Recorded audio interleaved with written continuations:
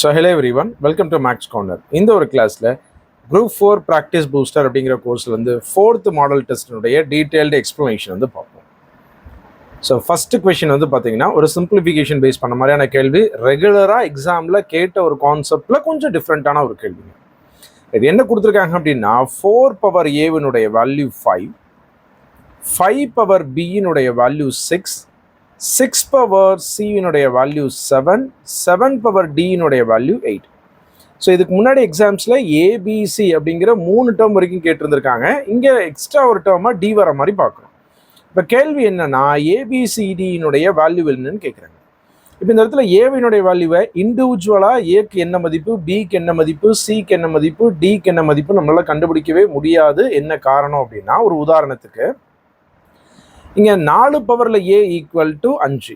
இப்போ 4 பவரில் 1 போட்டோம் அப்படின்னா 4 மதிப்பு, 4 பவரில் 2 போட்டோம் அப்படின்னா 16 மதிப்பு. ஆனால் 5 வரணும் அப்படின்னா 1க்கும் 2க்கும் நடுவில் என்ன நம்பர் எழுதணும், பாயிண்டில் இருக்கும், ரைட்? அதனால் நம்ம என்ன பண்ண போகிறோம் அப்படின்னா ஏவையோ பிஐயோ சிஐயோ டிஐயோ தனியாக கண்டுபிடிக்க போகிறது கிடையாது, கண்டுபிடிக்கவே முடியாதுங்கிறது இங்கே உங்களால் பார்க்க முடியுது, ரைட்? அப்போ இதை கம்பேர் பண்ணி ஆன்சர் பண்ண போகிறோம். எப்படி கம்பேர் பண்ண போகிறோம் அப்படின்னா, மேபி யாராவது இந்த டெஸ்ட்டுக்கு கேள்வியை பார்த்த உடனே ஆன்சர் ஆப்ஷன் ஏ 1ன்னு போட்டிருந்தீங்க அப்படின்னா கேர்ஃபுல்லாக கவனிங்க, எந்த கேள்வியும் ஒர்க் அவுட் பண்ணாமல் போட வேண்டாம். எதுக்காக நான் சொல்ல வரேன் அப்படின்னா, இதுக்கு முன்னாடி டிஎன்பிசி எக்ஸாமில் இந்த மாதிரி 3 டேர்மை வச்சு கொஷின் எக்ஸாமில் நிறைய ஃப்ரேம் ஆகிருக்கு, நிறைய முறை வந்திருக்கு. அப்போ எல்லா இடத்துலையும் அதனுடைய ஆன்சர் வந்து ஒன்றா தான் இருந்திருக்கு. நான் வேணா இதில் நான் ஆட் பண்ணுறேன். இதுக்கு முன்னாடி ப்ரீவியஸ் எக்ஸாமில் கேட்ட கொஷின்ஸை எல்லாத்துலேயும் ஆன்சர் ஒன்று தான் இருந்திருக்கு. ஒருவேளை இது நீங்கள் ஒர்க் அவுட் பண்ணாமல் இந்த மாதிரி கேள்வி கேட்டாவே ஆன்சர் ஒன்று அப்படிங்கிற மாதிரி பிளைண்டாக போட்டுறக்கூடாது. நம்ம எப்பயுமே சொல்கிற ஒன்று, எந்த கேள்வி கேட்டாலும் கணக்கு போட்டு பார்த்து அதனுடைய மதிப்பு சரியாக வருதுங்கிறது கண்ணால் பார்த்து ஆன்சர் பண்ணுங்கள். கேள்வியை படித்து அப்படியே ஆன்சர் பண்ணுற மாதிரி பண்ணிடக்கூடாது, ரைட்? ஓகே. ஸோ இப்போ இங்கே என்ன பண்ண போகிறோம் அப்படின்னா இதெல்லாம் கம்பேர் பண்ண போகிறோம். இப்போ இதை ரெண்டையும் கம்பேர் பண்ணுறத என்ன பண்ண போகிறோம் அப்படின்னா, இப்போ 4 பவரில் ஏ அதனுடைய மதிப்பு 5. இப்போ 5க்கு பதிலாக நான் என்ன எழுதலாம், ரைட்? இந்த ரெண்டாவது ஈக்குவேஷனில் 5 பவரில் பி இருக்கு ஈக்குவல் டு 6. இந்த 5க்கு பதிலாக 4 பவர் ஏன் அப்படின்னு சப்ஸ்டியூட் பண்ணலாமா? இப்போ 4 பவரில் ஏ த ஹோல் பவரில் பின்னு எழுதலாமா, ஈக்குவல் டு 6. என்ன பண்ணியிருக்கேன்னு புரியுதுங்களா? முதல் ஈக்குவேஷன் அப்படியே இருக்கட்டும், ரைட்? இதை முதல் ஒன்றா நம்பர் போட்டுக்கலாம். இது ரெண்டாவது ஈக்குவேஷன். இந்த ரெண்டாவது டேர்மில் முதல் டேர்மினுடைய 5னுடைய வேல்யூவை நான் ரீப்ளேஸ் பண்ணியிருக்கேன், ரைட்? நெக்ஸ்ட் ஸ்டெப், பவருக்கு மேலே பவர் இருந்தால் மல்டிபிள் பண்ணிக்கணும். அப்போ 4 பவரில் ஏபி அதனுடைய மதிப்பு 6. இப்போ மூணாவது ஈக்குவேஷன் எடுத்து எழுதுறேன் நான், 6 பவரில் சி ஈக்குவல் டு 7. 6க்கு பதிலாக 4 பவர் ஏபின்னு எழுதலாமா? இப்போ 4 பவரில் ஏபி த ஹோல் பவரில் சி ஈக்குவல் டு 7. அப்போ 4 பவரில் ஏபிசி ஈக்குவல் டு 7. அடுத்த ஸ்டெப் என்ன பண்ணணும்னு உங்களுக்கே தெரியும். 4ஆவதுல கொண்டு போய் 7உடைய வேல்யூவை சப்ஸ்டியூட் பண்ண போகிறோம். So 7 power T equal to 8 அப்படிங்கிறது லாஸ்ட் ஒன். அதில் 7உடைய வேல்யூ எடுத்து இங்கே அப்ளை பண்ண போகிறோம். ஸோ 4 பவரில் ஏபிசி த ஹோல் பவரில் டி ஈக்குவல் டு 8. அப்போ 4 பவரில் ஏபிசிடி ஈக்குவல் டு 8. இப்போ நமக்கு ஏபிசிடின்னு டேர்ம் வந்துருச்சு. நம்ம கண்டுபிடிக்கக்கூடிய டேர்ம் வந்து பவரில் இருக்குது. அப்போ ரெண்டு பக்கமும் பேஸை ஒரே மாதிரி கொண்டு வரணும். இப்போ 4 அப்படிங்கிறத 2 ஸ்கொயர் அப்படின்னு எழுதலாம். த ஹோல் பவரில் ஏபிசிடி இருக்கு. 8 அப்படிங்கிறத 2 கியூப் அப்படின்னு எழுதலாம். ஸோ பவருக்கு மேலே இருக்கக்கூடிய பவரை மல்டிபிள் பண்ணோம் அப்படின்னா 2 பவரில் 2 ஏபிசிடி ஈக்குவல் டு 2 கியூப். அப்போ பேஸ் ஒரே மாதிரி இருக்குது, அதை ரிமூவ் பண்ணிடலாம். பவரை மட்டும் ஈக்குவல் பண்ணலாம். 2 ஏபிசிடியினுடைய மதிப்பு 3. கேள்வியில் ஏபிசிடி தான் கேட்குறாங்க. அப்போ ஏபிசிடியினுடைய மதிப்பு 3/2. ஸோ இதனுடைய ஆன்சர் ஆப்ஷன் பி 3/2. ஸோ யாரெல்லாம் இதனுடைய ஆன்சர் டெஸ்ட்டை பார்த்த உடனே ஆப்ஷன் ஏ தான் கணக்கே போடாமல் ஆன்சர் பண்ணீங்களோ, நீங்கள் எல்லாரும் ப்ரீவியஸ் இயரில் கேட்ட கொஷினை பார்த்துருக்கீங்க. இந்த மாதிரி கேள்விக்கு ஆன்சர் 1ன்னு வந்திருக்கு. அது எல்லா கேள்விக்கும் வராது. ஒருவேளை கேள்வி எக்ஸ்டெண்ட் ஆச்சு அப்படின்னா ப்ராப்பராக ஒர்க் அவுட் பண்ணணும் அப்படிங்கிறத புரிஞ்சுக்கோங்க. ஈவன் நீங்கள் கிளாஸில் படித்த கேள்வியே எக்ஸாமில் ஃப்ரேம் ஆனால் கூடங்க, கேள்வி படித்த உடனே ஆன்சர் பண்ணாதீங்க. இது ஜிகேவோ தமிழோ லாங்குவேஜோ கிடையாது. மேக்ஸு ப்ராப்பராக ஒர்க் அவுட் பண்ணி அதனுடைய ஆன்சர் வருதாங்கிறத செக் பண்ணிவிட்டு ஆன்சர் பண்ணுங்கள். அவசரப்பட்டு மிஸ்டேக் பண்ணிடக்கூடாது, ரைட்? ஸோ ரெண்டாவது கேள்வி டைம் அண்ட் ஒர்க்கில் ரொம்ப பேசிக்கான கேள்வி. ஏ வந்து ஒரு வேலையை 20 நாட்களில் முடிச்சிருவாங்க, பி வந்து அதே வேலையை 25 நாட்களில் முடிச்சிருவாங்க. அப்போ மொத்த வேலை அப்படிங்கிறது 100, ரைட்? 20க்கும் 25க்கும் எல்சிஎம் எடுத்தோம் அப்படின்னா ஏவினுடைய ஒரு நாள் வேலை 100 டிவைடட் பை 20 5 பார்ட்ஸ், பியினுடைய ஒரு நாள் வேலை 100 divided by 25 equal to 4 parts. இப்போ ஏவினுடைய ஷேர் கேட்குறாங்க. ஏ ஒரு நாளைக்கு 5 வேலை செய்வார், 5 டிவைடட் பை 2 பேரும் சேர்ந்தாங்க அப்படின்னா ஒரு நாளைக்கு 9 வேலை செய்வாங்க. அப்போ 9 வேலை ஒரு நாளைக்கு நடக்குது. அதில் 5 வேலை செய்கிறவங்களுக்கான வருமானத்தை நம்ம பிரித்து கொடுக்க போகிறோம் 3600 ரைட். ஸோ 4 முறை, அதனால் 400. ஸோ 2000 அப்படிங்கிறது ஏவினுடைய ஷேர். Answer option B. என்ன பண்ணியிருக்கோம் அப்படின்னா யாருடைய ஷேர் கேட்கலாங்களோ அவங்களுடைய ஒரு நாள் வேலை டிவைட் பை அங்கே மொத்தமாக எல்லாரும் சேர்ந்து ஒரு நாளைக்கு எவ்வளோ வேலை செய்வாங்க அதை பின்னமாக எழுதுகிறோம்.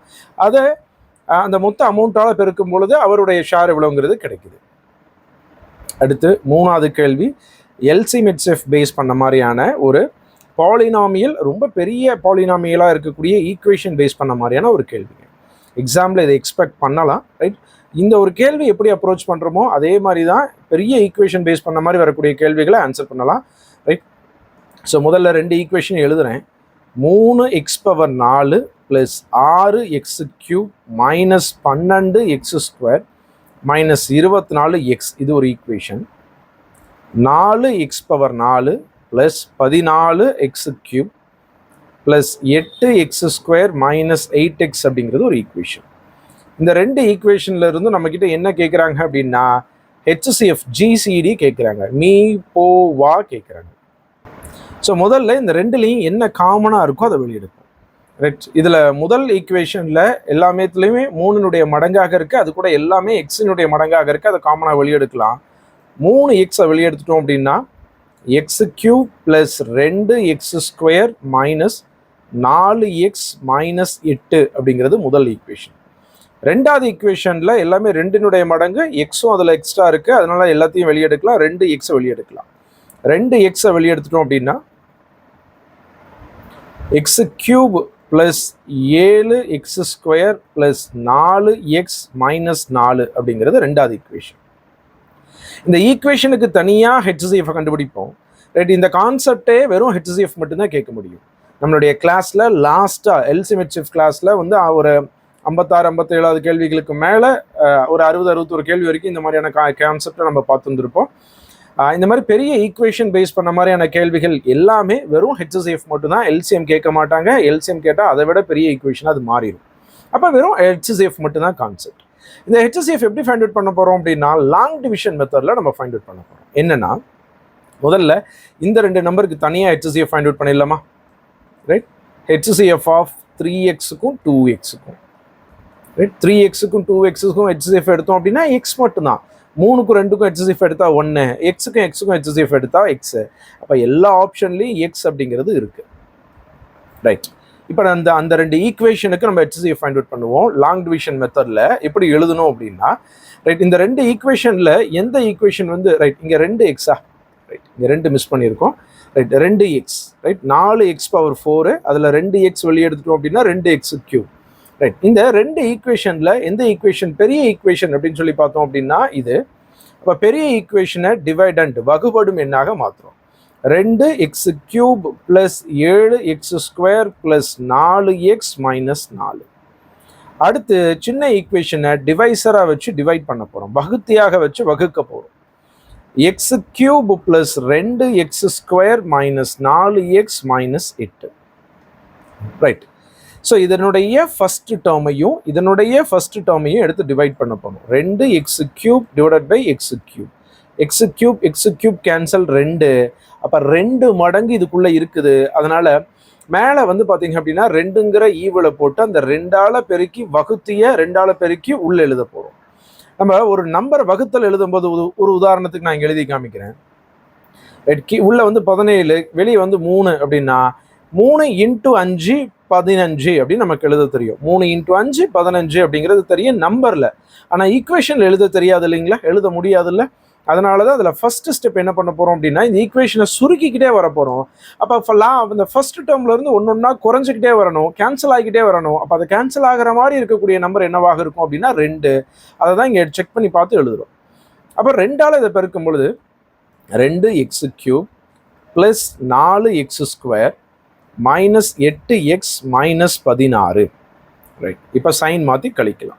இது சைன் மாற்றிட்டோம் அப்படின்னா அது கேன்சல் ஆகிடுது. இங்கே சைன் மாற்றணும் அப்படின்னா 3x², இங்கே மைனஸை ப்ளஸ் ஆக்கணும் அப்படின்னா ப்ளஸ் 12x, இங்கே மைனஸை ப்ளஸ் ஆக்கணும் அப்படின்னா ப்ளஸ் 12 அப்படின்னு கிடைக்குது. இப்போ இந்த ஈக்குவேஷனில் அடுத்த டேர்ம் பார்க்கணும். இப்போ நீங்கள் லாங் டிவிஷன் மெத்தட் நம்ம கிளாஸில் ரொம்ப டீட்டெயிலாக பார்த்துருப்போம். இந்த மாதிரியான கேள்விகளும் கிளாஸில் பார்த்துருப்போம், ஞாபகம் இருக்கும்னு நினைக்கிறேன். என்ன பண்ணுறோம் அப்படின்னா பெரிய ஈக்குவேஷனை உள்ளேயும் சின்ன ஈக்குவேஷனை வெளியும் போட்டு டிவைட் பண்ணுறோம். டிவைட் பண்ணும்பொழுது டிவைசர் கிடைக்கும். அந்த டிவைசர் அதை விட சின்ன நம்பராக, வகுத்தியை விட சின்ன நம்பராக வந்துருச்சு அப்படின்னா அதே ப்ராசஸை திரும்ப பண்ணுறோம். அதாவது வகுத்திய வகுபடும் எண்ணாகவும் வகுபடும் எண்ண அதாவது மீதிய வகுத்தியாகவும் வகுத்திய வகுபடும் எண்ணாகவும் மாற்றி வச்சு ஆன்சர் பண்ண போகிறோம். இப்போ 3x² மடங்காக x³ இருக்குமா அப்படின்னா கிடையாது. அப்போ இதில் 3ங்கிற நம்பர் காமனாக எல்லாத்துலேயும் இருக்குது. அந்த 3 வெளியெடுத்துடலாம். 3 வெளியெடுத்துட்டோம் அப்படின்னா x² + 4x + 4. ரைட், இந்த 3ங்கிற மல்டிப்பிளை தனியாக வெளியே எடுத்து அதை ரிமூவ் பண்ணிடலாம். ஏன்னா அது 3னுடைய மடங்கு எக்ஸ்ட்ரா அதில் இருக்குது. அந்த 3னுடைய மடங்கு வெளியே எடுத்துட்டோம். ரைட், வெளியே எடுத்துட்டு அந்த 3 காமனாக வெளியே எடுத்த மாதிரி கணக்கு போகிறது கிடையாது, ரிமூவ் பண்ணிடுறோம். சரிங்களா? இப்போ இதே ப்ராசஸ் என்ன பண்ண போகிறோம் அப்படின்னா இந்த வகுபடும் என்ன இங்கேயே எழுதிக்கலாம். இந்த வகுத்திய மீதிய வகுத்தியாக எழுதிக்கிறோம். ரைட், பழைய டிவைசரை இப்போ வகுபடும் எண்ணாக மாற்றுறோம். x³ + 2x² - 4x - 8. இந்த ஸ்டெப் எழுதுறதுக்கு பெருசாக இருக்க மாதிரி தோணும். ரைட், என்ன பண்ணுறோங்கிறத புரிஞ்சுக்கிட்டீங்க அப்படின்னா உங்களால் ஈஸியாக எழுத முடியும். இதில் நம்ம x³ x² எக்ஸுங்கிறதெல்லாம் இல்லாமல் வெறும் 2 7 4ங்கிற வச்சு கூட கணக்கு போடலாம். அந்த இடத்துல நம்ம என்ன எழுதுறோன்னே புரியாமல் கணக்கு போடுற மாதிரி இருக்கும். அதனால தான் நான் ஜென்ரல் ஃபார்மேட்டாகவே எக்ஸ்பிளைன் பண்ணுறேங்க. ரைட், இப்போ அடுத்த வகுத்து எப்படி எழுதுவோம்? x³ / x² டிவைட் பண்ணால் எக்ஸ். இப்போ மேலே எக்ஸ் எழுதி எக்ஸால் பெருக்கி உள்ளே எழுத போகிறேன். x³ + 4x² + 4x. இப்போ இதை கழிக்கிறோம். கழிச்சோம் அப்படின்னா x³ கேன்சல் ஆயிடுது. இதை கழிச்சோம் அப்படின்னா -2x² கிடைக்குது. இதை கழிச்சோம் அப்படின்னா -8x கிடைக்குது, -8. ரைட், x²லேயே தான் இதுவும் இருக்குது. அப்போது -2x² / x². அப்போ -2. இப்போ மேலே -2 போட்டு -2ஆல் பெருக்கி எழுத போகிறோம். -2x² -8x -8. ரைட், இதை ப்ளஸ் பண்ணோம் அப்படின்னா மேலே கீழே ஒன்றே தான். ரைட், எல்லாமே கேன்சல் ஆகிடுது. ஸோ மீதி 0. மீதி 0 வரும்பொழுதுங்க எது பார்த்தீங்க அப்படின்னா டிவைசர் வகுத்தியாக இருக்கோ அதுதான் HCF. ரைட், அப்போ அந்த 2 ஈக்குவேஷனுடைய HCF என்னன்னா x² + 4x + 4. ஆல்ரெடி நம்ம ஒரு ஈக்குவேஷனில் 3xக்கும் 2xக்கும் HCF எழுதி வச்சிட்டோம். எக்ஸ் அதையும் இங்கே சேர்த்துக்கலாம். அப்போ answer x × x² + 4x + 4. Answer option B. Right, இந்த மாதிரி ஈக்குவேஷன் எழுதுறது புரியுதான்னு பாருங்க. ரைட், ரொம்ப சிம்பிளான விஷயம்தான். ரைட், மேபி யாராவது புதுசாக பார்க்குறீங்க அப்படின்னா இதுக்கான எழுதுன டெரிவேஷன் பெருசாக இருக்க மாதிரி இருக்கலாம். ஆனால் கான்செப்ட் புரிஞ்சுக்கிட்டீங்க அப்படின்னா எவ்வளவு டிஃபிகல்ட்டாக கேள்வி ஃப்ரேம் ஆனாலும் ஆன்சர் பண்ண முடியும். அதுக்காக தான் ரொம்ப டீட்டெயிலாகவும் எக்ஸ்பிளைன் பண்ணியிருக்கேன் நான். Right, so next question number 4. So 4வது கேள்விங்க 1 1/2 ப்ளஸ் 11 1/2 ப்ளஸ் 111 1/2 ப்ளஸ் 1111 1/2. இந்த 1/2 தனியாக கூட்டிக்கலாம். ரைட், எத்தனை 1/2 இருக்குது? 4 இருக்குது. அப்போ 4 இருந்துச்சு அப்படின்னா 2 வந்துருமா? ரைட், அப்போ மீதி இருக்கக்கூடிய நம்பர்ஸ் எல்லாம் தனியாக கூட்டிக்கலாம். 1111 111 11 1 ஆட் பண்ணோம் அப்படின்னா 4 3 2 1. ஸோ 1234 கூட இந்த ஒரு 2 சேர்த்துனா 1236 அப்படிங்கிறது ஆன்சர் ஆப்ஷன் டி. ரைட், 5வது கேள்வி ஏபிஜிபி பேஸ் பண்ண மாதிரியான ஒரு கேள்வி. 100க்கும் 200க்கும் இடையில 5ஆல் வகுபடாத அனைத்து இயல் எண்களினுடைய கூட்டுத்தொகையை காண்க அப்படின்னு கேட்குறாங்க. 100க்கும் 200க்கும் நடுவில் இருக்கக்கூடிய நம்பர்ஸில் 5ஆல் டிவைட் ஆகாத நம்பர்ஸினுடைய கூடுதல் என்னன்னு கேட்குறாங்க. 5ஆல் டிவைட் ஆகாத நம்பர் நம்ம தனியாக எடுத்து ரிமூவ் பண்ண முடியாது. நம்ம டோட்டலை ஃபைண்ட் அவுட் பண்ணிவிட்டு அதில் 5ஆல் டிவைட் ஆகக்கூடிய நம்பரை ஈஸியாக சொல்ல முடியும். அதை மைனஸ் பண்ணிக்கலாம். என்ன பண்ண போகிறோம் அப்படின்னா 100க்கும் 200க்கும் இடையில் தான் சொல்லியிருக்காங்க. அப்போ 101லேருந்து 199 வரைக்கும்.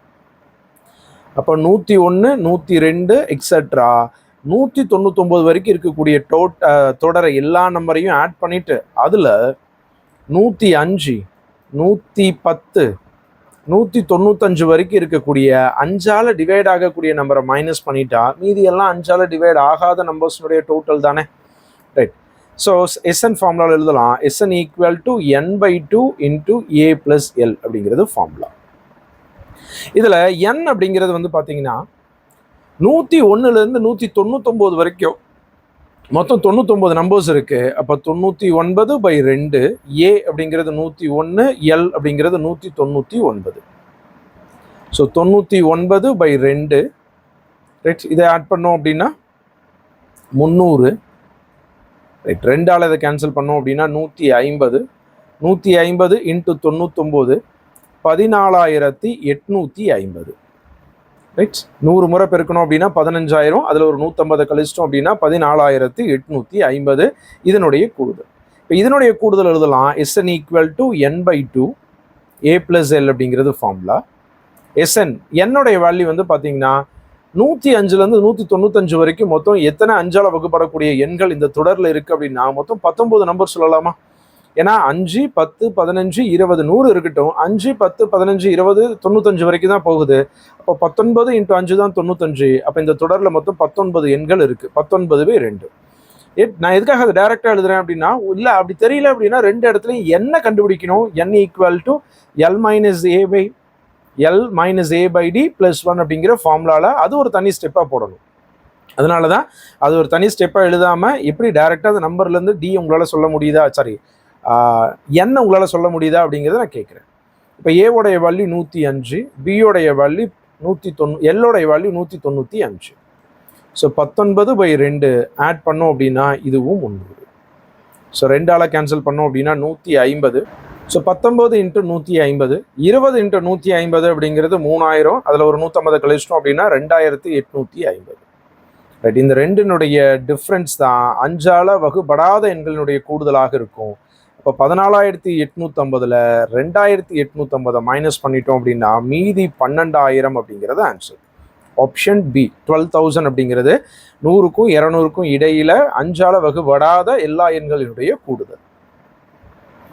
ஸோ 6வது கேள்வி. 14 மாணவிகள் மற்றும் ஆசிரியரின் சராசரி வயது 15 ஆண்டுகள். ஆசிரியரின் வயதை நீக்கினால் சராசரியில் 1 குறைகிறது எனில் ஆசிரியரின் வயது என்ன அப்படிங்கிறது கேள்வி. ஸோ அப்போ மொத்தம் 15 பேர் இருக்காங்க. 14 ஸ்டூடெண்ட்ஸு, ஒரு டீச்சர், மொத்தம் 15 பேர் இருக்காங்க. 15 பேர்த்தினுடைய ஆவரேஜ் வயசு 15 அப்படின்னா 225 அப்படிங்கிறது அந்த 15 பேர்த்தினுடைய வயசையும் கூட்டுனா கிடைக்கக்கூடியது. இப்போ ஆசிரியரை ரிமூவ் பண்ணிட்டாங்க அப்படின்னா 14 பேர் தான் இருக்கிறாங்க. சராசரியிலும் 1 குறையுது அப்படின்னா 15 சராசரியாக இருந்தது 1 குறைஞ்சிச்சுன்னா 14 ஆகும். 196 அப்படிங்கிறது இப்போ 14 பேர்த்தினுடைய கூடுதல். ஸோ 2க்கு இருக்கக்கூடிய டிஃப்ரென்ஸ் 29. அப்போ அந்த டீச்சருக்கான வயசு 29. இதை நம்ம இன்னொரு ஃபார்மெட்டில் கூட டெஸ்ட்லலாம் பார்த்துருந்தோம். x equal to a + b × cங்கிற கான்செப்ட். இதில் a அப்படிங்கிறது நியூ ஆவரேஜ், புதிய சராசரி. b அப்படிங்கிறது பழைய எண்ணிக்கை, ஓல்டு கவுண்ட். c அப்படிங்கிறது சராசரி சேஞ்ச், சராசரியில் ஏற்பட்ட மாற்றம். எடுத்து எழுதலாமா? இந்த கால்குலேஷன் கூட இன்னும் கொஞ்சம் மிச்சமாகும். இதில் ஏங்கிறது புதிய சராசரி. புதிய சராசரி எவ்வளவு?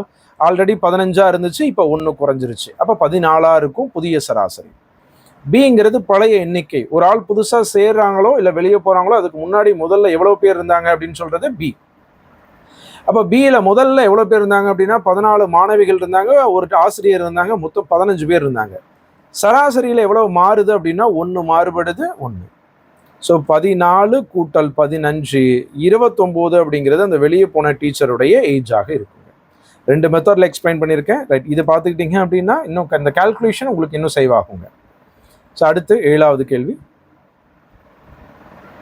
ஸோ ரேஷியோ பேஸ் பண்ண மாதிரியான ஒரு கேள்வி. A:B அப்படிங்கிறதும் C:D அப்படிங்கிறதும் E:F அப்படிங்கிறதும் 1:2க்கு ஈக்குவலாக இருக்கு. அப்போது 3A + 5C + 7E அப்படிங்கிற ஒரு ஈக்குவேஷனுக்கும் is to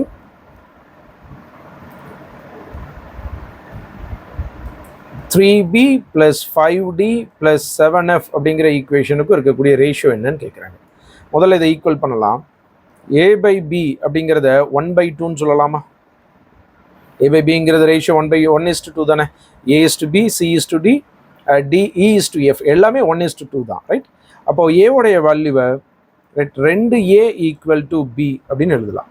2a equal to bன்னு எழுதலாம். அதே மாதிரி இங்கே எழுதணும் அப்படின்னா c by d இனுடைய value 1/2.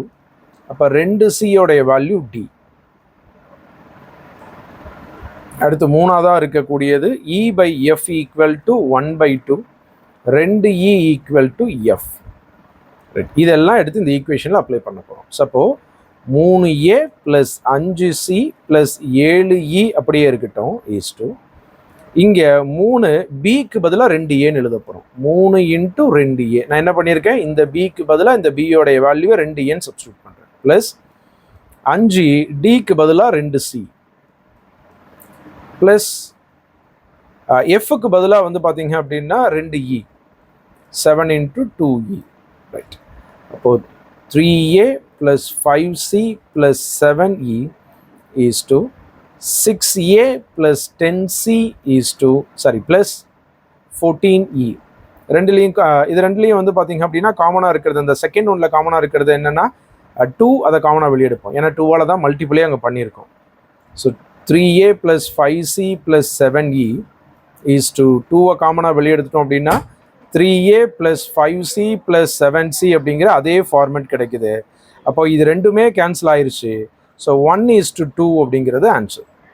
So 1:2 அப்படிங்கிறது ஆன்சர் ஆப்ஷன் ஏங்க. ரேஷியோவில் கேட்டிருந்திருக்காங்க, ரேஷியோவினுடைய மதிப்பு 1:2, ரைட்? அப்போது அந்த ரெண்டு ஈக்குவேஷனும் 1:2ங்கிற ஃபார்மேட்லேயே தான் இருக்குங்க.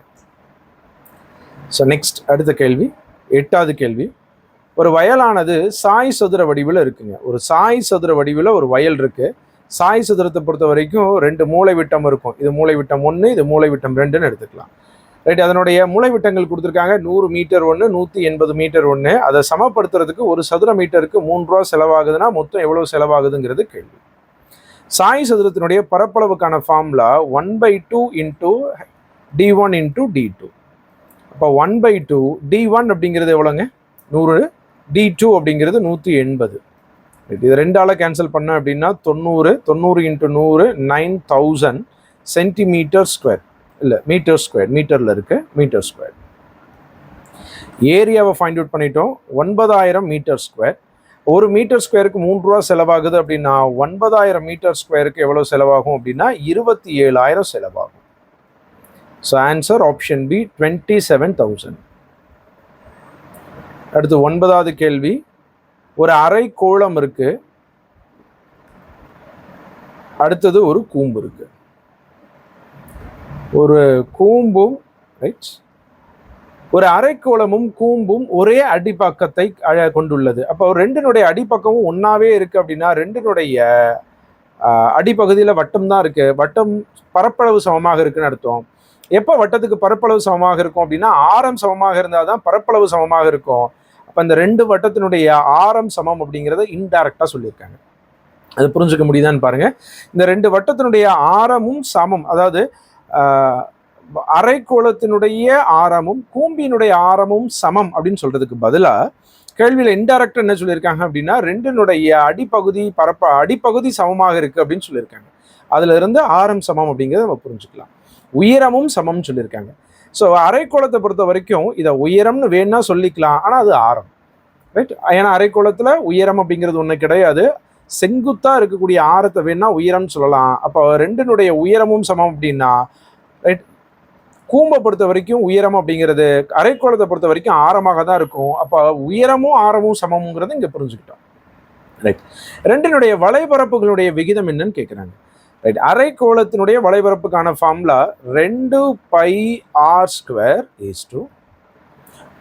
கூம்பினுடைய கூம்பினுடைய வலைபரப்பினுடைய ஃபார்முலா πrl. இந்த எல்லை ஃபைண்ட் அவுட் பண்ண போகிறோம்.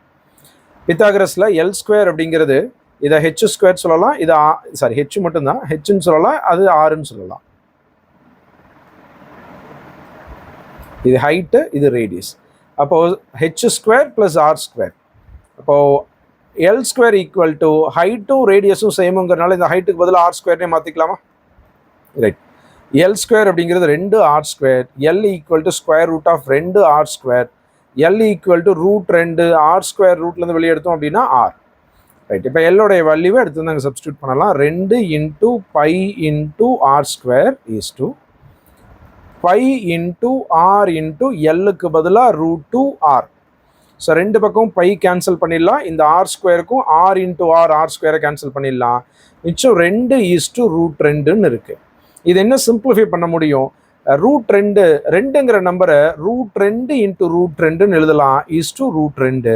ரெண்டுலேயும் ரூட் 2 காமனாக இருக்குது. அப்போ ரூட் 2 இஸ் டு 1ங்கிறது answer option D. Root 2 is to 1 ரொம்ப ரொம்ப இம்பார்ட்டன்ட். இந்த ரேஷியோவில் ரூட்ஸ் வர மாதிரி எழுதக்கூடிய ஒன்றுங்க. Right.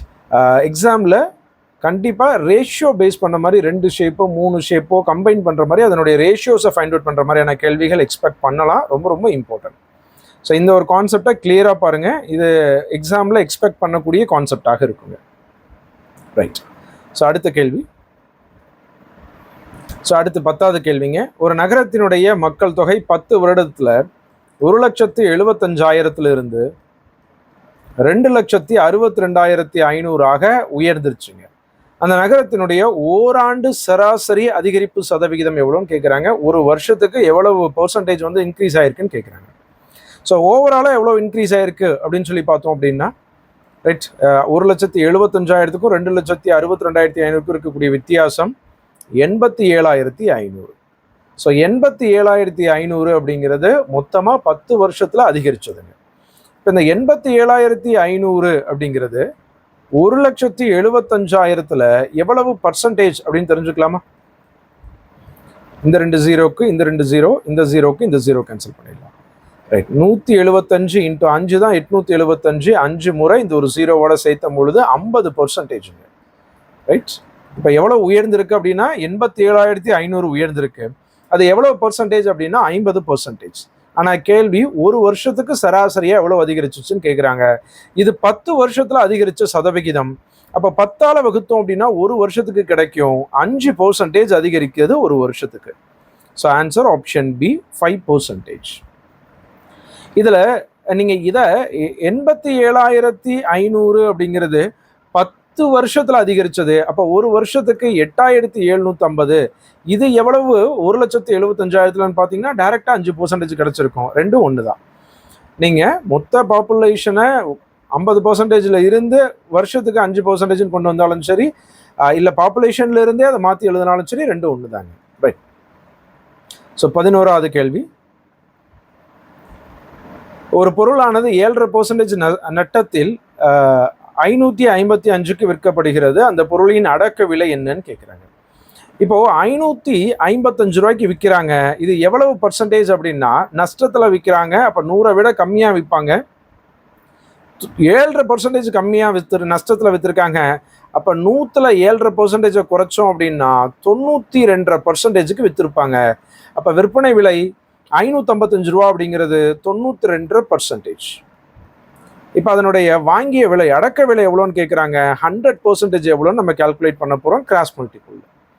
Right. 555 into 100 divided by 92.5 equal to x. So இதை கேன்சல் பண்ணோம் அப்படின்னா 600 அப்படிங்கிறது எக்ஸினுடைய மதிப்பு. ஆன்சர் ஆப்ஷன் பி 600 ரூபா அப்படிங்கிறது அதனுடைய அடக்க விலை. இந்த மாதிரி ரொம்ப பேசிக்கான கேள்வி எக்ஸாமில் எக்ஸ்பெக்ட் பண்ணலாம். ப்ராஃபிட் ஆர் லாஸ் அப்படிங்கிற கான்செப்டில் ப்ராஃபிட் ஆர் லாஸ்லேருந்து கேட்குறாங்க அப்படின்னா ரொம்ப பர்டிகுலராக இந்த மாதிரி ரொம்ப பேசிக்கான இந்த மாதிரியான கேள்விகளோ, இல்லை சில பொருட்களுடைய வாங்கிய விலை சில பொருட்களுடைய விற்பனை விலைக்கு சமம் அப்படிங்கிற மாதிரி லாஸ்ட்டாக நம்ம மாடல் டெஸ்ட் 3ல் பார்த்த மாதிரியான கேள்வியோ, இன்னும் ஒரு சில விஷயங்கள் கூட இருக்குது. நம்ம அடுத்தடுத்து அதை ஆட் பண்ணுவோம். ரைட். ஒரே ரேட்டில் 2 பொருளை வாங்குறாங்க, ஒரே ரேட்டில் 2 பொருளை விற்கிறாங்க. ஒரு பொருளை லாபம் கிடைக்குது, ஒரு பொருளை நஷ்டம் கிடைக்குது. அது ரெண்டும் ஒரே பர்சன்டேஜாக இருக்குது அப்படிங்கிற மாதிரியான கான்செப்ட் எல்லாம் எக்ஸாம் பாயிண்ட் ஆஃப் வியூவில் ரொம்ப இம்பார்ட்டன்ட், எக்ஸ்பெக்ட் பண்ணலாம். அடுத்து 12வது கேள்வி போகலாம்.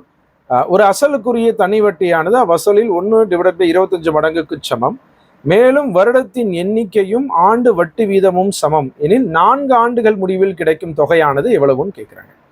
இப்போ இதில் என்னெல்லாம் கொடுத்துருக்காங்கிறது பார்ப்போம். அசல் அப்படிங்கிறது எவ்வளோன்னு கொடுக்கல. எண்ணும் ஆறும் சமமாக இருக்குது அப்படின்னு சொல்லியிருக்காங்க.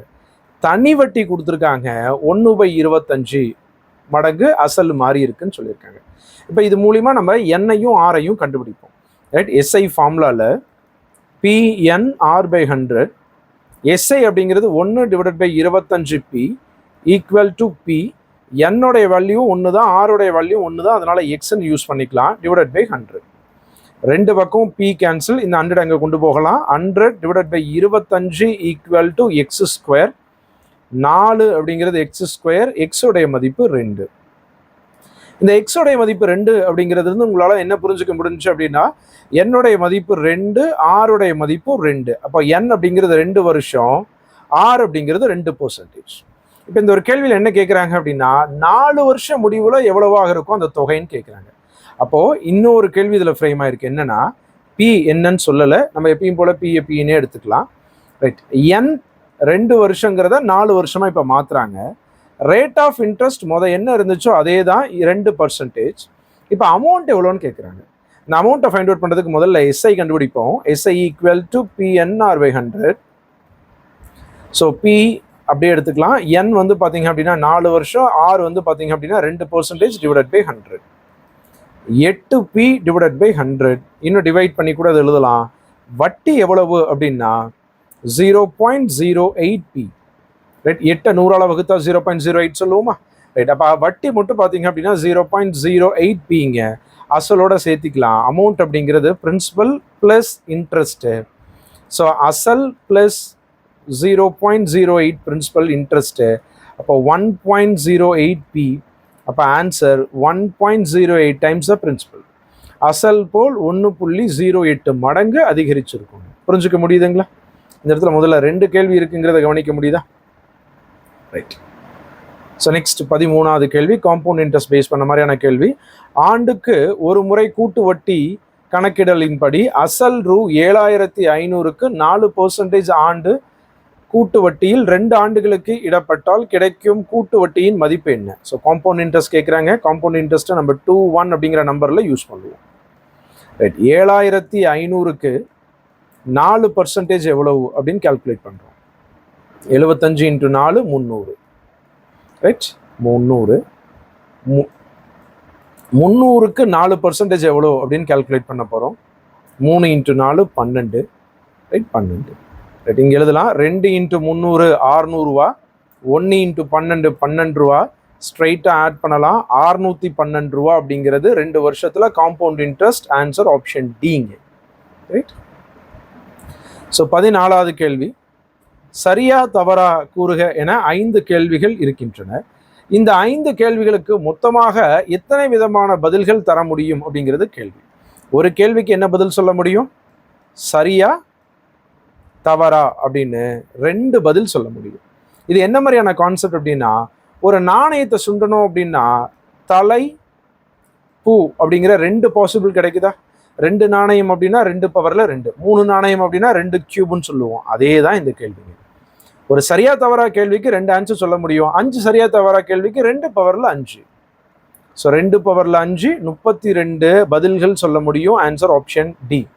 நீங்கள் இந்த நிகழ்தகவில் 2 நாணயம் சுண்டும் பொழுது N(s) எவ்வளோன்னு கண்டுபிடிப்பீங்க இல்லைங்களா? 3 நாணயம் சுண்டும் பொழுது N(s) என்ன, 2 பகடை சுண்டும் பொழுது N(s) என்னன்னு கண்டுபிடிப்போம் இல்லைங்களா? அதே தான் இங்கேயும் N(s) தான் கண்டுபிடிச்சிருக்கோம். ஒரு கேள்வி, ஒரு சரியா தவறா கேள்விக்கு 2 பதில் சொல்ல முடியும். சரியா தவறாங்கிற 2 பதில் வரும்.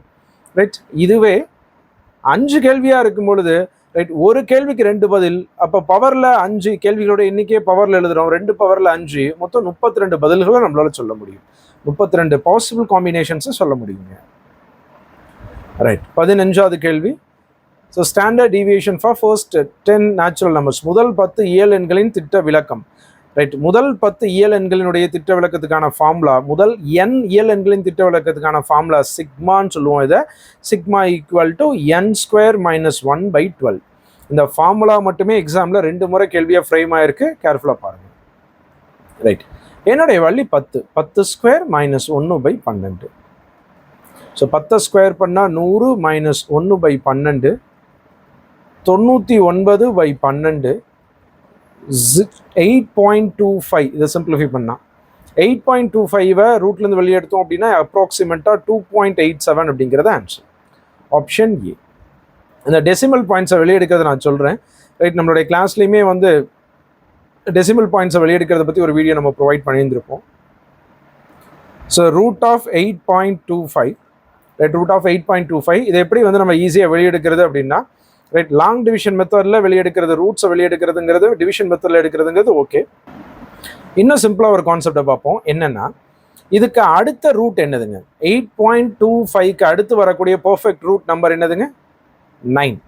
அதில் எவ்வளவு கம்மியாக இருக்கோ அதை மைனஸ் பண்ணி எழுத போகிறோம். ரைட், 8.25 அப்படிங்கிறது 9ல் எவ்வளோ கம்மியாக இருக்குது? 0.75 கம்மியாக இருக்குது. ரைட், இந்த ஸ்டெப்பு புரியுதான்னு பாருங்கள். 8.25க்கு அப்புறம் இருக்கக்கூடிய பர்ஃபெக்ட் ரூட் வந்து பார்த்தீங்க அப்படின்னா 9. 9ல் எவ்வளவு கம்மியாக இருக்குது அப்படின்னா அது 0.75 கம்மியாக இருக்குது. அதை தான் இங்கே எழுதியிருக்கோம். ரைட், இப்போது 9 ரூட்டில் இன்னொரு ஸ்டெப்பு 9 மைனஸ், ரைட், இதை ரூட்லேருந்தே வெளியெடுப்போம். எப்படி வெளியெடுப்போம் அப்படின்னா, ரைட், 9 ரூட்லேருந்து வெளியெடுத்தோம் அப்படின்னா 3 மைனஸ் 0.75 டிவைடட் பை இந்த 3னுடைய டபுள் த நம்பர் எவ்வளவோ எழுத போகிறோம். 2 3ஆல், ரைட், இந்த 3 2ஆல் பெருக்கணும் அப்படின்னா 6. ரைட், அப்போ 3 மைனஸ் இதை டிவைட் பண்ணோம் அப்படின்னா 0.125, அது 3ல் மைனஸ் பண்ணோம் அப்படின்னா 2.875. இந்த 875 தான் 87 அப்படிங்கிறது அப்ராக்சிமேட்டாக ஆப்ஷன் ஏல நம்ம சொல்கிறோங்க. ரைட், ஸோ இதோட ஒரு 15 ஆப்டிடியூட் கொஷின்ஸ் முடிஞ்சிருக்கு. அடுத்து 16லேருந்து ரீசனிங் பேஸ் பண்ண மாதிரியான கொஷின்ஸ். ஒரு கனச்சதுரத்தினுடைய 6 பக்கங்கள் முறையே 1 2 3 4 5 6ங்கிற எண்கள் குறிப்பிடப்பட்டிருக்கு. இந்த கனச்சதுரம் பின் 3 முறை உருட்டப்படுகிறது. கீழே உள்ள படங்களில் இந்த 3 நிலைகள் கொடுக்கப்பட்டுள்ளன. கனச்சதுரத்தை பிரிக்கும் பொழுது உருவாகும் வடிவத்தை தேர்ந்தெடுக்கவும். ஒரு கனச்சதுரத்தினுடைய 3 டிஃப்ரெண்ட் பொசிஷன்ஸ் கொடுத்துருக்காங்க. அந்த 3 டிஃப்ரெண்ட் பொசிஷன்ஸினுடைய தெரிஞ்சுக்கிட்டு அதனுடைய ஆப்போசிட்ஸ் எது எது அப்படிங்கிற நம்ம தெரிஞ்சுக்கிட்டு அதை ஓப்பன் பண்ணும் பொழுது எந்த டைஸ் வந்து எந்த ஷீட் வந்து அதனுடைய பகடையனுடைய தாளா ஷீட்டாக இருக்கும் அப்படிங்கிறது கேள்வி. ரைட், ஸோ இப்போ முதல்ல ஆப்போசிட்ஸை தெரிஞ்சுக்கலாம். இது ஃபர்ஸ்ட்டையும் செகண்டையும் தேர்டையும் கம்பேர் பண்ணலாம். ரைட், 3 காமனாக இருக்கிறத கேன்சல் பண்ணிட்டோம் அப்படின்னா 2 1, இங்கே 3க்கு அப்புறம் 5 6. அப்போ 2னுடைய ஆப்போசிட் 5, 1னுடைய ஆப்போசிட் 6, இன்னொன்று 3னுடைய ஆப்போசிட் 4. இதை தெரிஞ்சுக்கிறோம். ஆப்போசிட் எல்லாமே ஒரே வியூவில் தெரியாது அப்படிங்கிறது தான் கான்செப்ட். இப்போ 3னுடைய ஆப்போசிட் இங்கே 5 தப்பு, ஏன்னா 3னுடைய ஆப்போசிட் 4 தான். அப்போ இந்த பகடையை ஓப்பன் பண்ணோம் அப்படின்னா இந்த ஷீட்டு கிடைக்காது. ரைட், அப்போ 3னுடைய ஆப்போசிட் 4 சரியா இருக்கு. 5னுடைய ஆப்போசிட் 2ஆ இருக்கணும், ஆனால் 1 இருக்கனால இந்த பகடையும் வராது. 2னுடைய ஆப்போசிட் 5 சரியா இருக்கு. 6னுடைய ஆப்போசிட் 1 சரியா இருக்கு. 3னுடைய ஆப்போசிட் 4 அதுவும் சரியா இருக்கு. அப்போ இந்த பகடையை ஓப்பன் பண்ணால் ஆப்ஷன் சியில் இருக்கக்கூடிய ஷீட்டு தான் வரப்போகுது. அடுத்ததும் வெரிஃபை பண்ணிடலாம். 2னுடைய ஆப்போசிட் 4 அப்படின்னா கிடையாது. அப்போ இதுவும் தப்பு. ரைட், எந்த ஒரு ஷீட்டை கொடுத்துட்டு அந்த ஷீட்லேருந்து எந்த டைஸ் வருதுன்னு கேட்கலாம், இல்லை டைஸை கொடுத்துட்டு எந்த ஷீட் அதில் வரும் வராதுங்கிற மாதிரி கேள்வி கேட்கலாம். ஸோ என்ன கேள்வி கேட்குறாங்க அப்படிங்கிறது கேர்ஃபுல்லாக பார்த்து ஆன்சர் பண்ணுங்க. அடுத்து 17வது கேள்வி, கோடிங் டிகோடிங் பேஸ் பண்ண மாதிரியான ஒரு கேள்வி. 2 4 6 8 5 அப்படிங்கிறத 3 3 7 7 6ன்னு எழுதியிருக்காங்க அப்படின்னா 3 5 7 9 1 என்னவாக எழுதலாம் அப்படிங்கிறது கேள்வி. முதல்ல இதில் என்ன பேட்டர்ன் இருக்குது அப்படிங்கிறத தெரிஞ்சுக்கலாம். 2ல் ஒரு நம்பரை கூட்டியிருக்காங்க 3 ஆகுது. 4ல் ஒரு நம்பரை கழிச்சிருக்காங்க 1 ஆகுது. 6ல் ஒரு நம்பரை கூட்டியிருக்காங்க 7 ஆகுது. 8ல் ஒரு நம்பரை கழிச்சிருக்காங்க 7 ஆகுது. 5ல் ஒரு நம்பரை கூட்டியிருக்காங்க 6 ஆகுது. அப்போ ஒவ்வொரு நம்பரை கூட்டல் கழித்தல்ங்கிறது மாறி மாறி நடந்திருக்கு. அப்போது 3ல் ஒரு நம்பரை கூட்டினா 4, 5ல் ஒரு நம்பரை கழிச்சா 4, 7ல் ஒன்று கூட்டினா 8, 9ல் ஒன்றை கழிச்சோம் அப்படின்னா 8, 1ல் ஒன்று கூட்டணும் அப்படின்னா 2. ஆன்சர் 44882. Answer option B. அடுத்து 18வது கேள்வி. ஸோ 18வது கேள்வி பிளட் ரிலேஷன் பேஸ் பண்ண மாதிரியான ஒரு கேள்வி. ஏ மற்றும் பி திருமணமான தம்பதிகள். ஏவும் பியும் மேரிட் கப்புள்ஸ். இதில் ஏ யார் மேலு யார் ஃபீமேல், யார் ஹஸ்பண்டு யார் ஒய்ஃபுங்கிற டேட்டா கேள்வியில் சொல்லலை. இவங்க 2 பேரும் ஹஸ்பண்ட் அண்ட் ஒய்ஃப்னு மட்டும் சொல்லியிருக்காங்க. ஓகே, எக்ஸ் மற்றும் ஒய் சகோதரர்கள். எக்ஸும் ஒய்யும் வந்து பிரதர்ஸ். ஏயின் சகோதரர் எக்ஸ், ஏவினுடைய பிரதர் வந்து எக்ஸு. ரைட், அப்போ ஏவும் எக்ஸும் ஒரே ஃபேமிலி. ரைட், ஏவினுடைய சகோதரர் எக்ஸ்ன்னு சொல்லியிருக்காங்க. அடுத்து எக்ஸும் ஒய்யும் பிரதர்ஸ்ன்னு ஆல்ரெடி சொல்லியிருக்காங்க. ரைட், அப்போது ஒரே ஃபேமிலியில தான் எக்ஸ் இருக்காங்க, ஒய் இருக்காங்க, ஏ இருக்காங்க. ரைட், ஏயின் சகோதரர் எக்ஸ், ஆல்ரெடி எக்ஸும் ஒய்யும் சகோதரர்கள்னு சொல்லிட்டாங்க. ரைட், கேள்வி என்னன்னா பிக்கு ஒய் என்ன உறவுன்னு கேட்குறாங்க. பியை பொறுத்த வரைக்கும் ஒய் யாரு? இப்போ பியை பொறுத்த வரைக்கும் பிங்கிறது மேலா ஃபீமேலான்னு தெரியாது, ஏங்கிறது மேலா ஃபீமேலாங்கிறது தெரியாது. ஆக மொத்தத்தில் பி அப்படிங்கிறது மேலா இருந்துச்சு அப்படின்னா அவங்களுடைய ஒய்ஃபுக்கு கூட பிறந்தவங்கன்னு சொல்லலாம். இல்லை பி அப்படிங்கிறது ஃபீமேலாக இருந்துச்சு அப்படின்னா ஹஸ்பண்ட் ஏக்கு கூட பிறந்தவங்க ஒய். அப்போ பியை பொறுத்த வரைக்கும் ஒய் யாரு அப்படின்னா பிரதர் இன் லா அப்படின்னு சொல்லலாமா? ஆன்சர் ஆப்ஷன் ஏ, மைத்துனன் அப்படிங்கிறது தமிழில் brother in law. Right. So next அடுத்த கேள்விங்க, 19வது கேள்வி. ராணி மற்றும் மேரி ஆகியோரின் வயதுகளின் கூடுதல் மேரி மற்றும் நான்சி ஆகியோரின் வயதுகளின் கூடுதலை காட்டிலும் 14 வருடங்கள் அதிகம்.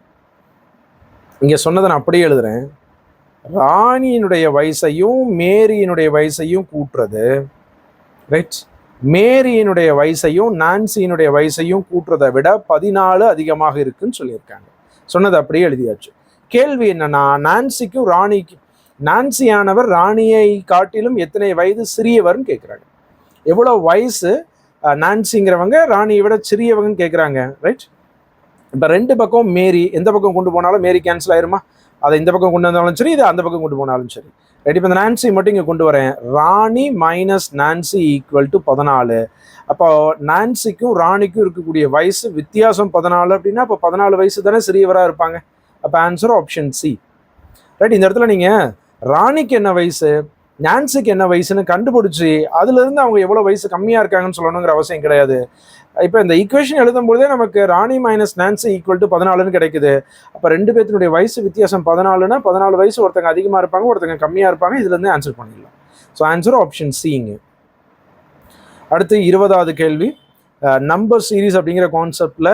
ஸோ இதை எப்படி அப்ரோச் பண்ணணும் அப்படின்னா இதில் மொத்தம் நம்பர் ஆஃப் டேர்ம்ஸ் எத்தனை இருக்குங்கிறத கவனிக்கணும். 1 2 3 4 5 6 7 8 9 10 11 12. இந்த 12 எப்படியெல்லாம் பிரிக்க முடியும் அப்படின்னா 6 6 பிரிக்கலாம். ரைட். 4 4 4 பிரிக்கலாம். 3 3 3 3 பிரிக்கலாம். இதில் தான் பாசிபிள் இருக்க போதுங்க. நீங்கள் ஒவ்வொரு டேர்ம்லேயும் வந்துட்டு ஆப்ஷனில் இருக்கக்கூடிய ஒன்றையும் எடுத்து சப்ஸ்டியூட் பண்ணி பார்த்து செக் பண்ண போகிறோம். ரைட். நீங்கள் ஆப்ஷனில் இருக்க ஆப்ஷன் ஏவை நான் ஃபில் பண்ணுறேன். Y D Y D Y D. Right. நான் ஃபஸ்ட்டு 6 4 3 எப்படி வேணாலும் செக் பண்ணலாம். 3 3 பார்க்குறேன். Y Y Y D Y Y. Right. எதுவும் பேட்டர்ன் ஃபார்ம் ஆகலை. ஸோ செகண்ட் ஆப்ஷன், ஏன்னா 3 3 ஒரு பேட்டர்னில் இருக்குது அப்படின்னாவே 6 6 அதில் ஃபாலோ ஆகிற போதுங்க. ரைட். ரெண்டாவது option D D Y Y D D. Right. Y D Y D Y Y Y D D. Right. Pattern follow ஆகலை. அதாவது பேட்டர்ன் அப்படிங்கிறது என்னன்னா வந்ததே திரும்ப ரிப்பீட் ஆகும். இந்த 3 3ன்னு சொல்றது என்னன்னா ஃபர்ஸ்ட் 3 அடுத்த 3 அடுத்த 3 அடுத்த 3 ஒன்னே தான் இருக்கும். அப்படி இல்லாட்டி முதல் 4 அடுத்த 4 அடுத்த 4 ஒன்னே தான் இருக்கும். அப்படி இல்லாட்டி முதல் 6 அடுத்த 6 அப்படி ஒன்னே தான் இருக்கும். அந்த மாதிரி பேட்டர்ன் இருக்குங்க. So D Y D Y Y D. Option C எழுதியிருக்கோம். Right. Y D Y Y D Y Y D Y Y D Y. Right. 3 3 3 ஒரே பேர் தானே ரிப்பீட் ஆகிருந்திருக்கு. அப்போ ஆன்சர் ஆப்ஷன் சி. ரைட். இதை நீங்கள் எப்படி அப்ரோச் பண்ணணும் அப்படிங்கிறத ரொம்ப இம்பார்ட்டன்ட். அதை ஸ்ப்ளிட் பண்ணுறது நம்பர் ஆஃப் டேர்ம்ஸை வச்சுக்கிட்டு அதில் எத்தனை இருக்குது அப்படிங்கிறத வச்சு ஆன்சர் பண்ண போகிறோம். இப்போ இங்கே 12 இருக்கனால முதல் 6 அடுத்த 6 இல்லை 4 4 இல்லை 3 3 இந்த கான்செப்டுக்குள்ளே தான் இந்த பேட்டர்ன் அப்படிங்கிறது வரப்போகுது. அடுத்து 21st கொஸ்டின், ஒரு பசில் பேஸ் பண்ண மாதிரியான கேள்வி. 7 பெட்டிகள் ABCDE FG வரைக்கும், ABCDEFG அப்படின்னு ஒரு 7 பெட்டிகள் இருக்கு. இந்த 7 பெட்டிகளை ஒன்றன் மேல் ஒன்றாக வைக்கப்பட்டுள்ளது. ஆனால் ஒரே வரிசையில் அவசியம் இல்லை. இது இப்படியே தான் ABCDயாகவே தான் அதே வரிசையில தான் இருக்கணுங்கிற அவசியம் கிடையாது. ஒரே வரிசையிலுங்கிறத விட அதே வரிசையில் சொல்லியிருக்கலாம். அதே வரிசையில்னா கேள்வியில் ABCDனே இருக்க மாதிரியே இருக்கணுங்கிற அவசியம் கிடையாது. எஃப் மேலிருந்து 3வது இடத்துல வைக்கப்பட்டுள்ளது. நம்ம பிளேஸ் பண்ணலாமா? 1வது இடம், 2வது இடம், 3வது, 4வது, 5, 6, 7 மொத்தம் இருக்கு. எஃப் அப்படிங்கிறது மேல இருந்து 3வது இடத்துல வச்சிருக்காங்க. 3வது இடத்துல எஃப் போட்டாச்சு. மேலிருந்து 3வது இடத்தில் வைக்கப்பட்டுள்ளது. அடுத்து பிக்கும் ஜிக்கும் இடையில் 2 பெட்டிகள் மட்டுமே வைக்கப்பட்டுள்ளன. இதை சைடில் எழுதலாம், ஏன்னா எங்கே பிளேஸ் பண்ணணுங்கிறது தெரியாது. பிக்கும் ஜிக்கும் இடையில 2 பெட்டி இருக்கு. ரைட், என்னென்ன இப்போ கேள்விகளில் கொடுத்துருக்காங்கிறத கிவன் டேட்டாஸ் எடுத்து எழுதலாம். பிக்கும் ஜிக்கும் நடுவில் 2 இருக்குன்னு சொல்லியிருக்காங்க. ஓகே. அடுத்து டி ஜிக்கு உடனடியாக மேலே வைக்கப்பட்டுள்ளது. டி வந்து பார்த்தீங்க அப்படின்னா ஜிக்கு உடனடி மேலே இருக்குன்னு சொல்லியிருக்காங்க. ஈக்கும் ஏக்கும் இடையில் 3 பெட்டிகள் மட்டுமே இருக்கு. ஈக்கும் ஏக்கும் நடுவில் 3 பெட்டிகள் தான் இருக்கு அப்படின்னு சொல்லியிருக்காங்க. ரைட், ஈக்கும் ஏக்கும் இடையில் 3 பெட்டிகள் மட்டுமே உள்ளன. டி எஃப்க்கு கீழே உள்ள நிலையில் ஏதேனும் ஒரு இடத்தில் வைக்கப்பட்டுள்ளது. டி வந்து பார்த்தீங்க அப்படின்னா எஃப்க்கு கீழே இருக்குன்னு சொல்லியிருக்காங்க. அப்போ இந்த டி எஃப்க்கு கீழே ஏதாவது ஒரு இடத்துல இருக்குன்னு சொல்லியிருக்காங்க. எக்ஸாக்டா எஃப்க்கு கீழேயே, அடுத்த இடத்துலயே கிடையாது, கீழே இருக்கக்கூடிய ஏதாவது ஒரு பிளேஸ்ல இருக்குன்னு சொல்லியிருக்காங்க. ஓகே. அடுத்து இ வந்து மிக உயர்ந்த நிலையில் வைக்கப்படவில்லைன்னு சொல்லியிருக்காங்க. அப்ப டாப்ல இ கிடையாது. ஈய நம்ம இந்த டாப்ல எழுத முடியாது. ரைட். இப்போ இந்த இடத்த கேள்வியில சொன்னதுபடி இந்த பியையும் டியையும் ஜியையும் இந்த 4 முதல்ல இருக்கு. இந்த 4 இங்க பிளேஸ் பண்ணலாமா? ஏன் இங்கே தான் பிளேஸ் பண்ணணும் அப்படின்னு, இந்த 4ல் தான் நம்ம பிளேஸ் பண்ண முடியும் அப்படின்னா எஃப்க்கு கீழே தான் டி இருக்கணும்னு சொல்லியிருக்காங்க. அப்போ டியை தூக்கி நம்ம மேலே போட முடியாது. ரைட், அதனால இதை கீழே எழுதலாம். ஸோ இங்கே பி இருக்கு. ரைட், இங்கே 5வது இடத்துல என்ன இருக்குன்னு இன்னும் தெரியல, பார்ப்போம். அடுத்து டி இருக்கு, அடுத்து ஜி இருக்கு. இதை புரிஞ்சுக்க முடியுதா? Right, okay. ஸோ இன்னும் என்ன சொல்லியிருக்காங்க அப்படின்னா அடுத்து இதை நம்ம எடுத்துகிட்டு போய் பிளேஸ் பண்ணணும். இந்த 4, ரைட், ஈக்கும் ஏக்கும் நடுவில் 4 இருக்கு. ஈ வந்து பார்த்தீங்க அப்படின்னா முதல் இடத்துல இல்லை அப்படின்னு நமக்கு தெரிஞ்சிருச்சு, மிக உயர்ந்த இடத்துல இல்லைன்னு தெரிஞ்சிருச்சு. அப்போ ஒருவேளை இங்கே இருக்கா அப்படின்னு எழுதலாம். 2வது இடத்துல ஈ இருந்துச்சு அப்படின்னா, ரைட், ஈக்கு அப்புறம் 4 இடம் 3 விட்டு ஏ வரணுமா? ஆனால் ஏ 6வது இடத்துல தான் ஆல்ரெடி டி இருக்கா? 6வது இடத்துல ஆல்ரெடி டி இருக்கு. அப்போ நம்ம கண்டிப்பாக வந்து பார்த்தீங்க அப்படின்னா ஏவை இந்த இடத்துல கொண்டு வந்து பிளேஸ் பண்ண முடியாது. அப்போ ஈங்கிறது 2வது இடத்துலையும் வரல.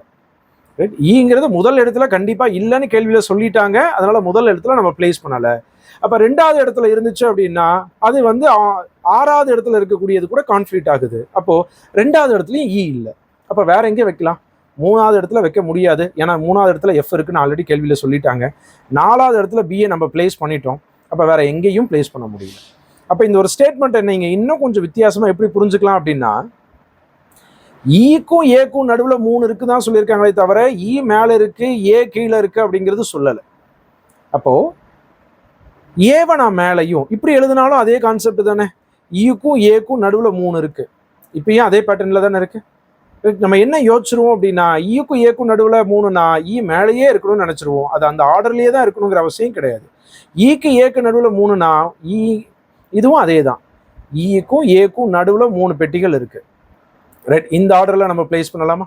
ஸோ இந்த ஆர்டர்ல பிளேஸ் பண்ணோம் அப்படின்னா இங்கே ஏவை பிளேஸ் பண்ணலாம். இங்கே ஏ பிளேஸ் பண்ணோம் அப்படின்னா 1 2 3வது விட்டு அடுத்தது இங்கே இ. ரைட், இப்போ இன்னும் மிச்சம் என்ன இருக்கு? ரைட், இ வந்து முதல் இடத்துல வராது, அதனால 5வது இடத்துல வந்துருச்சு, கரெக்டாக வந்துருச்சு. இன்னும் ஏ வந்துருச்சு, பி சி இன்னும் வரல. அப்போ சிங்கிறது 2வது இடத்துல இருக்கு. எல்லாத்தையும் பிளேஸ் பண்ணிட்டோம். கேள்வியில் என்ன கேட்குறாங்க அப்படின்னா 4வது பாக்ஸில் என்ன இருக்கு, மேல இருந்து 4வது பாக்ஸில் என்ன இருக்குன்னு கேட்குறாங்க. Answer option B. பி மேல இருந்து 4வது பாக்ஸில் என்ன இருக்கு அப்படின்னா ஆப்ஷன் பியில் இருக்கக்கூடிய பிங்க. ரைட், அடுத்து 22வது கேள்வி. கொடுக்கப்பட்ட படங்களில் வேறுபட்ட ஒன்றை காண்கன்னு கேட்குறாங்க. ஒரு வட்டம், வட்டத்துக்குள்ள 3 வட்டம், அந்த 3 வட்டத்தில் 1 மட்டும் ஷேட் ஆயிருக்கு. முக்கோணம், முக்கோணத்துக்குள்ள 3 முக்கோணம், அதில் 1 மட்டும் ஷேட் ஆயிருக்கு. ரைட், சதுரம், சதுரத்துக்குள்ள 3 சதுரம், ஆனால் அதில் 2 ஷேடாக இருக்கு. இதுதான் அதில் தப்பா இருக்கு. வேறுபட்ட 1. ரைட், ஆட் 1 இதில் என்ன இருக்குன்னு அப்படின்னா ஆப்ஷன் சிங்க. அடுத்து 5 சைடு இருக்கக்கூடிய ஷேப்பு. 5 சைடு அப்படிங்கிறது பென்டகன். ரைட், பென்டகனுக்குள்ள 3 பென்டகன். பென்டகன்ல வந்து பார்த்தீங்க அப்படின்னா 1 மட்டும் ஷேடாக இருக்கு. ஆப்ஷன் சியை தவிர மீதி 3 ஒரே பேட்டர்ன்ல இருக்கு. அப்போ ஆப்ஷன் சிங்கிறது தவறு. தவறுங்கிறத விட ஆட் 1ஆக இருக்குங்க. ரைட், ஸோ 23வது கேள்வி. 23வது கேள்வி என்னன்னா, 5ஆம் தேதி ஜனவரி மாதம் 2015 ரமேஷ் அப்படிங்கிற ஒருத்தர் பிறக்கிறாரு. அதுல இருந்து 553 நாட்களுக்கு அப்புறம் 553 நாட்களுக்கு அப்புறம் சுரேஷ் பிறக்கிறாரு. அப்ப சுரேஷ் என்ன டேட்ல பிறந்திருப்பாருன்னு கேள்வி. என்ன டேல பிறப்பாரு அப்படின்னு கேள்வி கேட்கல. இந்த இடத்துல நம்ம கேலண்டர்ல யூஸ் பண்ற மாதிரி ஆட் டேஸ் கான்செப்ட்லாம் போகல. இந்த இன் பிட்வீன் கேப்பில் இருக்கக்கூடிய டேஸை தான் நம்ம கவுண்ட் பண்ணி அது என்ன மாதம் என்ன டேட்டுன்னு சொல்ல போகிறோம். ரைட். இப்போ நமக்கு தெரியும் இதே டேட்டு அடுத்த வருஷத்தில் ஒரு வருஷம் மொத்தமாக ஆயிருக்குமா? அப்போது 5ஆம் தேதி 1ஆம் மாதம் 2016 ஒரு வருஷங்க. ஒரு வருஷம் அப்படிங்கிறது +1 அப்படிங்கிறது 1 இயர். 1 இயரில் எத்தனை டேஸ் இருக்குங்க? 365 நாள் இருக்கும். அப்போ 365 நாளை நம்ம கடந்து வந்துட்டோம். 2016 அதே டேட் வந்து 365 நாள் ஆயிடுச்சு. இப்போ 553 நாட்களில் 365 நாட்கள் போயிருச்சு அப்படின்னா 188 நாட்கள் இன்னும் இருக்கு. 2016 நம்ம 188 நாட்களை ஆட் பண்ண போகிறோம். எப்படி ஆட் பண்ணுறோம் அப்படின்னா ஒவ்வொரு மாதமாக ஆட் பண்ணிக்கிட்டே வரப்போகிறோம். ஸோ ஜனவரியில் ரைட் மொத்தம் 31 நாள். இதில் 5ஆம் தேதி ஆல்ரெடி நம்ம இங்கே கவுண்ட்டில் கொண்டு வந்துட்டோம். அப்போ மீதி இன்னும் 26 நாட்கள் இருக்குது. அப்போது ஜனவரியில் ஒரு 26 நாட்கள். பிப்ரவரிங்கிறது ஒரு லீப் இயரில் அப்போ ஒரு 29 நாட்கள். மார்ச்சில் 31 நாட்கள். ஏப்ரலில் ஒரு 30 நாட்கள். ரைட், கிட்டத்தட்ட 188 நாட்கள் நம்ம போகணும். பாதி மாதத்து 6 மாதத்தை தாண்டி போகணும். ஏன்னா 365ங்கிறது ஒரு வருஷத்துக்கு. அப்போ அதில் பாதி 180. அப்போ 6 மாதத்தை தாண்டி போகணும். அப்போ 6 மாதம் வரைக்கும் நான் டேஸை கவுண்ட் பண்ணிக்கிறேன். ஏப்ரலுக்கு அப்புறம் மேல ஒரு 31, ஜூனில் வந்து ஒரு 30. ரைட், இது எல்லாத்தையும் ஆட் பண்ணோம் அப்படின்னா ரைட் 9, 10, 11, 17 ரைட் 117, 177 நாட்கள் வந்துருச்சுங்க. இன்னும் எவ்வளோ நாட்கள் வேணும்? 11 நாட்கள் தான் வேணும். 188 நாட்களில் 177 நாட்கள் எப்போ வரைக்கும் வந்துருச்சு அப்படின்னா ஜூன் 30ஆம் தேதி வரைக்கும் வந்துருச்சு. இன்னும் 11 நாள் வேணும். அப்போ ஜூலையில் 11ஆம் தேதி இன்னும் 11 நாள். ரைட், ஜூன் 30க்கு அப்புறம் 11 நாள் சேர்த்தணும் அப்படின்னா ஜூலை 11, 2016 சுரேஷ் அப்படிங்கிறவர் பிறந்திருக்காரு. ஸோ சுரேஷ் என்ன தேதியில் பிறந்திருக்காரு அப்படின்னா 11ஆம் தேதி ஜூலை 2016. இந்த 153 நாட்களுக்கு பிறகு அப்படின்னு சொல்றது கேலண்டரில் நிறைய பேர் டவுட் கேட்கக்கூடிய ஒரு விஷயம். இந்த பிறகு 61 நாட்களுக்கு பிறகு அப்படின்னா 61 போய் 62 நாள் எடுத்துக்கணுமா அப்படின்னா கிடையாது. 61வது நாள் என்னங்கிறத கண்டுபிடிக்கணும். அதே தான் இங்கேயும் 153 நாட்களுக்கு பிறகு அப்படின்னா இப்பையிலிருந்து அவ்வளோ நாளைக்கு அப்புறம் அவர் பிறந்திருக்காருங்கிறனால அந்த பிறகுங்கிற வார்த்தை. அப்போ நீங்கள் தவறுதலா 553 விட்டு 554 கண்டுபிடிச்சிட்டு இருக்கக்கூடாது. 553 வரைக்கும் எத்தனை டேஸ் இருக்குங்கிறத கால்குலேட் பண்ணியிருக்கோம். ஸோ இப்போ ஜூலை 11, 2016 சுரேஷ் பிறந்திருக்காருங்க. அடுத்து 24வது கேள்வி. இதில் எத்தனை முக்கோணங்கள் இருக்குது அப்படிங்கிறது கேள்வி. சின்ன முக்கோணங்கள் நான் கவுண்ட் பண்ணுறேன். 1, 2, 3, 4. அப்போ 1, 2, 3, 4 இது ஒரு முக்கோணம். ஸோ இது ஒரு முக்கோணம், இது ஒரு முக்கோணம். இன்னும் 2 முக்கோணங்கள் சேர்ந்து கிடைக்குது. அப்போ 4 + 2 6 முக்கோணங்கள் இதில் இருக்குது. Answer option A. 24வது கேள்வியினுடைய ஆன்சர் ஆப்ஷன் ஏ. 6 முக்கோணங்கள் இருக்குங்க. அடுத்து 25 லாஸ்ட் கேள்வி. மேத்தமெட்டிக்கல் ஆப்ரேஷன்ஸில் ஒரு கான்செப்ட். இந்த மாதிரியான கேள்விகள் எக்ஸாமில் ரொம்ப இம்பார்ட்டன்ட், எக்ஸ்பெக்ட் பண்ணலாம். நல்லா பார்த்துக்கோங்க. ஸோ ஈக்குவேஷன் கொடுத்துருக்காங்க 63 × 9 + 21 - 4 / 5. இதில் ப்ளஸ்ஸையும் மைனஸும் ஆகியவை ஒன்றுக்கொன்று மாற்றப்பட்டு பெருக்கல் மற்றும் வகுத்தல் ஆகியவை ஒன்றுக்கொன்று மாற்றப்பட்டால் கேள்விக்குறி இருக்க இடத்துல என்ன வரும்? அப்போ அதனுடைய ஈக்குவல் டு என்ன அப்படிங்கிறது கேள்வி. ஈக்குவல் என்னங்கிறது கேட்குறாங்க. ஸோ அப்போ மாற்றிக்கலாம். 63 பெருக்கலை வகுத்தலாக மாற்ற சொல்லியிருக்காங்க 9, கூட்டலை கழித்தலாக மாற்ற சொல்லியிருக்காங்க 21, கழித்தலை கூட்டலாக மாற்ற சொல்லியிருக்காங்க 4, வகுத்தலை பெருக்கலாக மாற்ற சொல்லியிருக்காங்க 5. முதல்ல இது ரெண்டையும் வகுத்தோம் அப்படின்னா 7 - 21 ப்ளஸ் இது ரெண்டையும் பெருக்கணும் அப்படின்னா 20. இது ரெண்டையும் ஆட் பண்ணோம் அப்படின்னா 27 - 21 6 அப்படிங்கிறது answer option C. Right. So இந்த ஒரு 4th மாடல் டெஸ்ட்டில் ரொம்ப டீட்டெயிலாக அதில் கேட்டிருந்த 25 கேள்விகள் இந்த மாடல் டெஸ்ட்டில் நம்ம ஷஃபிள் பண்ணாமல் கேள்விகளை ஆர்டராகவே கேட்டிருந்திருக்கோம். ஃபஸ்ட்டு 15 கேள்விகள் ஆப்டிடியூட்ல இருந்தும் மீதி 10 கேள்விகள் ரீசனிங்ல இருந்தும் முதல் 3 மாடல் டெஸ்ட்டில் வந்து அந்த கேள்வியெல்லாம் ஷஃபிள் பண்ண மாதிரி கேட்டிருந்தோம். ஒரு கிளியர் ஐடியா கிடைக்கணும், எப்படி கேள்விகள் இருக்குங்கிறது புரியணுங்கிறதுக்காக ஒரு ஆர்டராகவே நம்ம கொடுத்துருந்துருக்கோங்க. ரைட். ஸோ எல்லாருக்கும் ஹெல்ப்ஃபுல்லாக இருந்திருக்கும் அப்படிங்கிறது நம்புகிறேன். ரைட். ஸோ அடுத்த மாடல் டெஸ்ட் வந்து பார்த்தீங்க அப்படின்னா ஜூலை 2. ரைட், நல்லா ப்ரிப்பேர் பண்ணிட்டு எழுதுங்க. ஸோ இந்த மாடல் டெஸ்ட்டில் நீங்கள் எவ்வளோ ஸ்கோர் பண்ணீங்க அப்படிங்கிறத கமெண்ட்டில் சொல்லுங்கள். தேங்க்யூ.